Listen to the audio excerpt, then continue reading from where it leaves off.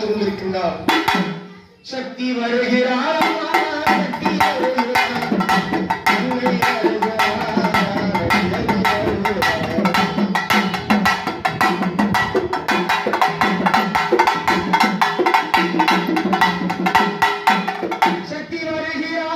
அன்னை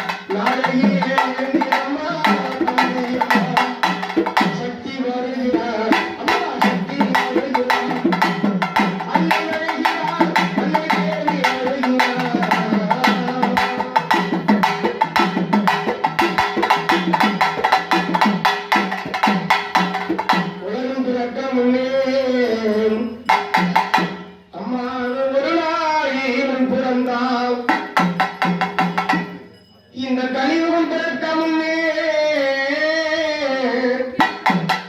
தாயே நீ காலாரி பிறந்தார். உலகத்திலே பேர் படைத்த ஒரு ஆதி பராசக்தி, அவருடைய அவதாரம் எண்ண முடியாத அவதாரம். உலகமெல்லாம் ஆதி பராசக்தியாக அவதாரம் எடுத்த 1000 கண்ணுடையவளாக ஒவ்வொரு திசைக்கும் ஒரு பெயரோடு வாழ்கின்றவள். நமது கிராமத்திலே வாழ்கின்ற கிராமதேவி பந்தியவனை வழங்கி வழிபாடு செய்து கொண்டு இந்த நல்ல நேரத்திலே நமது கைவிடுதாங்கி கிராமத்திலே அவர் மனதிலே ஆசையாக இந்த ஆலயத்தை அமைத்து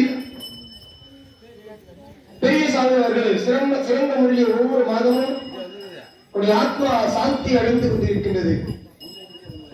அந்த இறைவனுடைய பாதத்தை அடைந்து விட்டாலும் அவர் நினைத்தவருடைய ஆசைகளை இங்கு நிறைவேற்றிக் கொண்டிருக்கின்றார்கள்.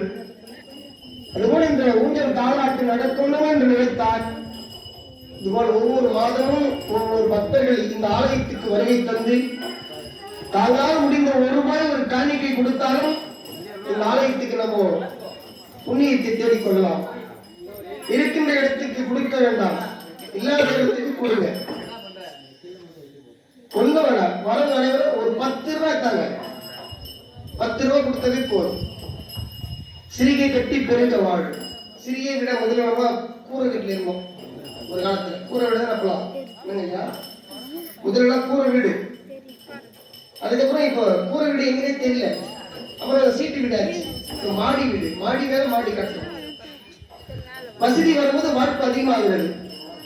இப்ப பணம் அதிகமா இருக்கும்போது நம்ம ஏன் நிறைய வந்து சேர்த்து கூட பணத்தை ஹாஸ்பிட்டல் செலவு பண்ணாதீங்க, கடவுளுக்கு கொடுங்க.